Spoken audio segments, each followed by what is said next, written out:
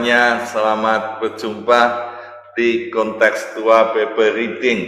Kita sampai Ibrani pasal 10, lanjutan dari ayat 19 sampai dengan 39.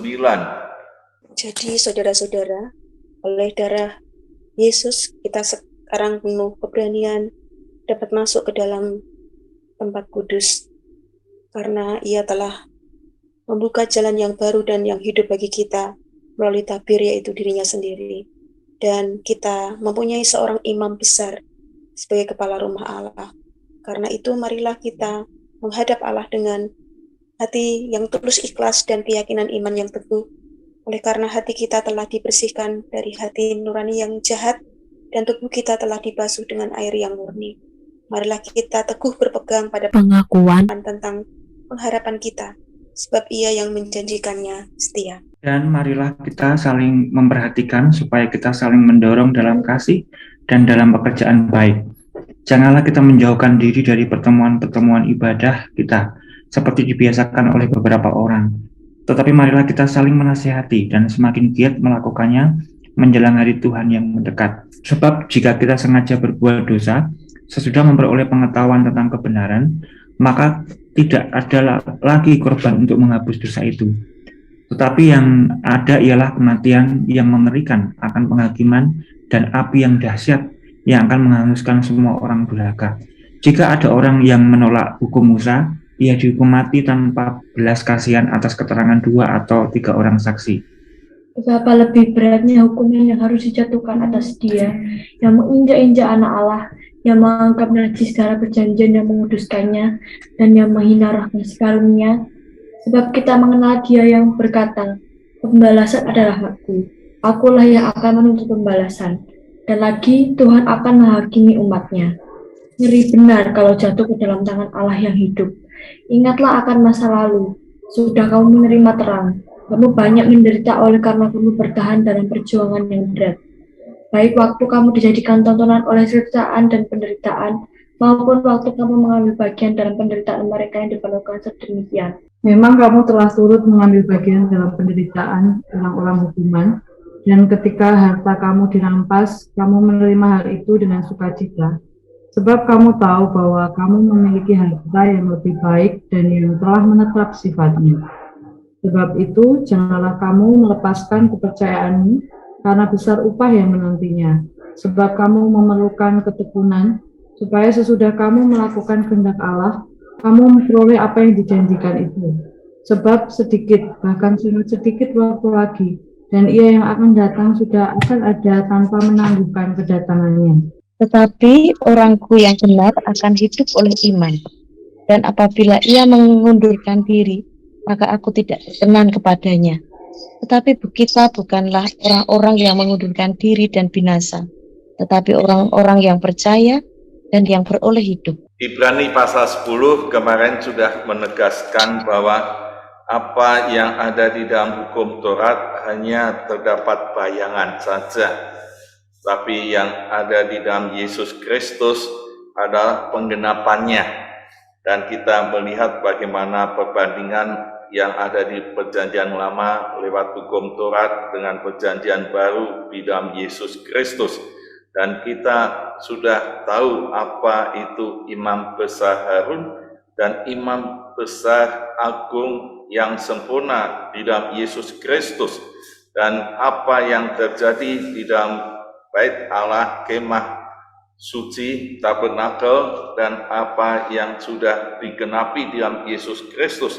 Kemarin sudah dijelaskan, dan korbannya hanya sekali untuk selama-lamanya, yaitu di dalam darah Yesus, anak domba Allah itu yang dikorbankan untuk menghapus dosa manusia dan memberikan kepastian hidup yang kekal di dalam Yesus Kristus.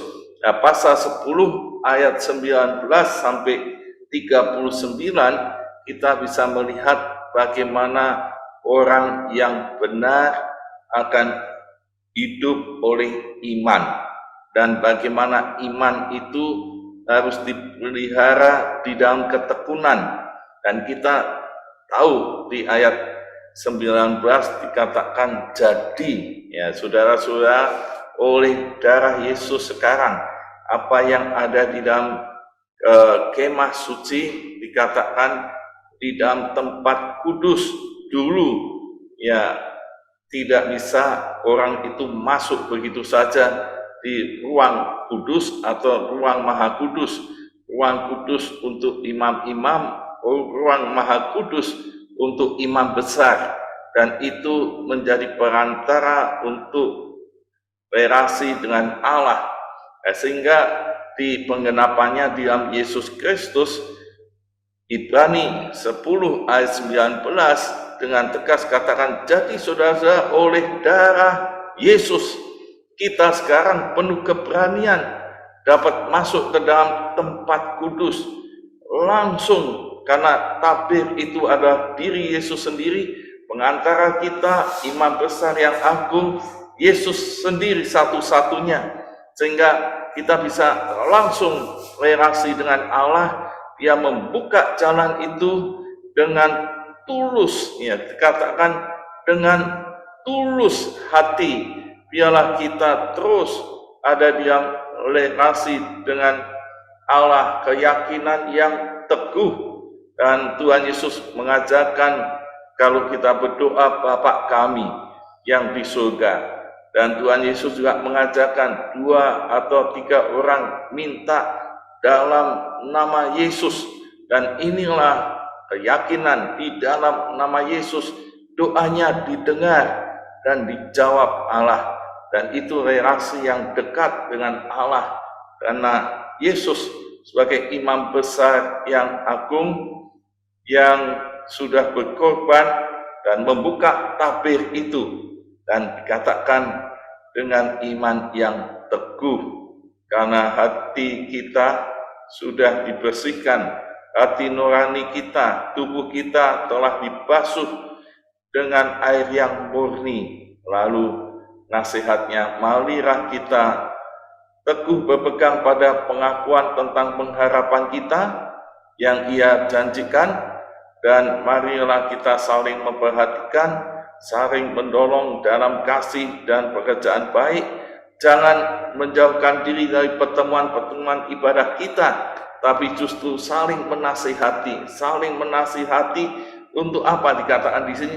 Semakin giat melakukannya menjelang hari Tuhan. Berarti ada hari Tuhan, ada hari yang akan datang yang menjadi pengenapan segala sesuatu semuanya itu, maka dinasihati untuk tetap beribadah, saling menasihati, melakukan pekerjaan yang baik. Jadi prinsip Ibrani pasal 10, orang benar akan hidup oleh imannya. Nah, sering yang menjadi pertanyaan adalah apakah hanya iman saja dan harus dibuktikan bahwa iman tanpa perbuatan adalah mati menurut kitab Yakobus. Dan ini kita melihat bahwa memang dibuktikan, dinyatakan di dalam ketekunan sampai pada hari Tuhan. Salah satunya dalam hal ibadah, pertemuan-pertemuan ibadah itu menunjukkan bahwa orang yang benar, orang yang beriman, ada ibadah yang harus ditekuni.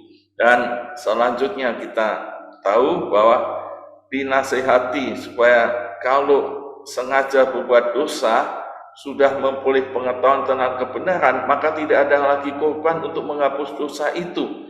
Orang yang berbuat dosa yang tidak bisa diampuni lagi, dikatakan apa itu yang terjadi, yaitu di ayat 29, betapa lebih beratnya hukuman yang harus dijatuhkan atas dia, yaitu yang menginjak-injak anak Allah, yang menganggap najis darah perjanjian yang menguduskannya, dan yang menghina roh kasih karunia. Kalau kita lihat indikator 3 poin ini, yaitu yang menginjak-injak anak Allah, yang menganggap najis darah perjanjian yang menguduskan, dan menghina roh kasih karunia. Itu yang di atas disebutkan, itu berbuat dosa yang tidak ada lagi pengampunan, korban yang bisa menghapus dosa itu, karena dia menginjak-injak anak Allah. Dan dikatakan lagi di ayat 39, tapi kita bukanlah orang-orang yang mengundurkan diri dan binasa. Berarti kalau lihat berapa ayat ini dalam teks ini, supaya kita hidup dalam iman dan ketekunan di dalam pengharapan untuk memperoleh apa yang dijanjikan, hidup kekal pada hari Tuhan yang pasti terjadi itu, kita jangan sampai terjadi hal seperti ini. Berarti ya di ayat lain disebutkan itu di pasal 6, mereka yang menginjak-injak anak Allah, menganggap najis darah perjanjian dan menghina roh kasih karunia, sama dengan orang yang murtad. Ya, kalau orang yang murtad, dan kita lihat, ingatlah pada masa lalu sesudah kamu menerima terang, kamu banyak menderita, dan karena kamu bertahan dalam perjuangan yang berat, baik waktu yang kamu janjikan dan seterusnya, memang kamu telah turut mendapat bagian penderitaan dan dirampas, kamu menerima hal itu dengan sukacita. Sebab itu jangan kamu melepaskan kepercayaanmu, karena besar upahmu yang menantikannya. Ya, dikatakan di sini, sebab jangan sampai kamu melepaskan iman, kepercayaanmu menjelang sampai hari Tuhan. Dan ini yang diingatkan untuk tetap tekun, jangan melepaskan iman itu, murtad dan mengundurkan diri, dan itu berdosa yang tidak diampuni lagi, tidak ada korban yang dapat menghapus dosa itu. Ini nasihat ketekunan itu supaya kita menjadi orang yang benar akan hidup oleh iman. Kita melihat ilustrasi seringkali ada yang mengatakan sekali selamat memang tetap selamat. Lalu iman itu yang bagaimana? Di gerakan soteria kita melihat dikasih gambar, yaitu tentang pelampung keselamatan. Ya, pelampung keselamatan, dan apa yang terjadi orang yang berdosa teriak karena dia ada di lautan dosa, lautan yang ada di dalam ancaman hukuman mati. Mereka yang sudah divonis hukuman mati, ya, maut itu, lautan maut ini.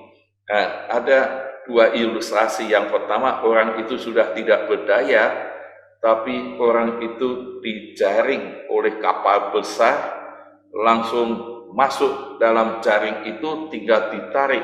Orang itu tidak berdaya, tidak, karena mati tidak bisa apa-apa. Tapi ilustrasi yang kedua, orang ini masih diberi kasih karunia untuk beriman, untuk punya ketekunan. Kalau dia pegang pelampung keselamatan itu, dia akan ditarik oleh perahu sampai ke darat, supaya dia nanti bisa hidup di darat, ditolong, semua bisa sempurna. Dalam proses waktu dia ditarik itu, maka tetap orang itu bisa memilih untuk bisa tetap pegang pelampung itu atau dia melepaskan. Kalau dia melepaskan kepercayaan seperti yang dikatakan Ibrani ini, melepaskan kepercayaanmu, yang dikatakan orang-orang ini mundur dan binasa. Tetapi orangku yang benar akan hidup oleh iman. Dan apabila ia mengundurkan diri, maka aku tidak berkenan kepadanya. Berarti iman tidak dilepaskan. dan sampai menginjak-injak anak Allah, menganggap najis dalam perjanjian yang menguduskan darah, perjanjian yang menguduskan, dan menghina roh kasih karunia. Dan kasih karunia sudah diberikan, jangan sampai kita melepaskan. Jadi kita melihat di sini jelas orang yang beriman itu tetap tidak mundur dan tetap tekun sampai pada hari Tuhan. Dan biarlah kita bisa mengaplikasikan apakah saya tetap punya relasi yang setia dengan Tuhan Yesus, tetap setia beriman pada Yesus Kristus apapun yang terjadi, dan itulah yang dikehendaki Tuhan. Amin. Tuhan Yesus memberkati. Ya, bersyukur kepada Tuhan karena Yesus adalah korban yang sempurna yang sudah menjadikan kita anak-anak Allah, karena kita sudah ditebus dan diselamatkan di dalam Dia. Kita diingatkan akan kasih karunia Tuhan yang melimpah di dalam hidup kita. Lagu ini memang diciptakan dan dikenalkan pada tahun 1995, lagu yang cukup lama oleh Herlin Birena, tetapi lagu ini mengingatkan kita akan cinta kasih Tuhan. Karena begitu Allah cinta dunia, sesuai dengan Yohanes 3:16.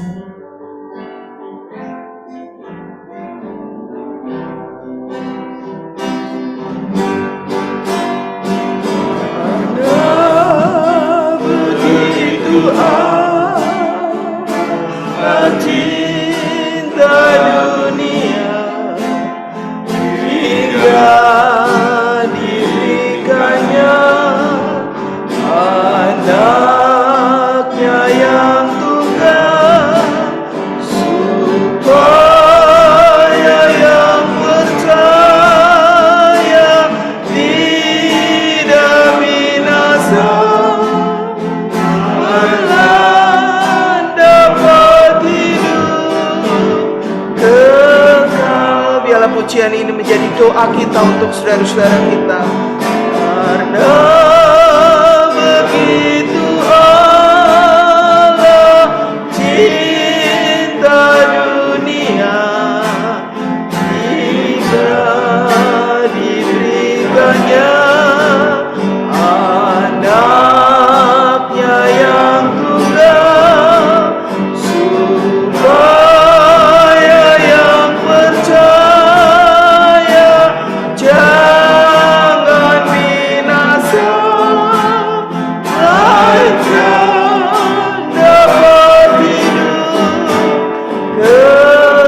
melainkan dapat hidup kekal. Melainkan dapat hidup kekal. Melainkan dapat hidup kekal. Mari kita berkomitmen kepada Tuhan untuk kita tetap setia mengiring Dia, untuk tetap setia percaya kepada Dia. Kita berdoa untuk saudara-saudara kita, keluarga besar kita. Biarlah doa-doa kita mau panjatkan untuk keluarga kita. Mari kita bersama berdoa. Bapa di surga, aku bersyukur karena Tuhan kasih Allah kepada dunia ini. Aku bersyukur kepadamu Tuhan, karena aku sudah diselamatkan dari dosa, dari hidup, dan memperoleh hidup yang kekal. Terima kasih Tuhan, terima kasih. Dalam nama Yesus kami berdoa, ucap syukur.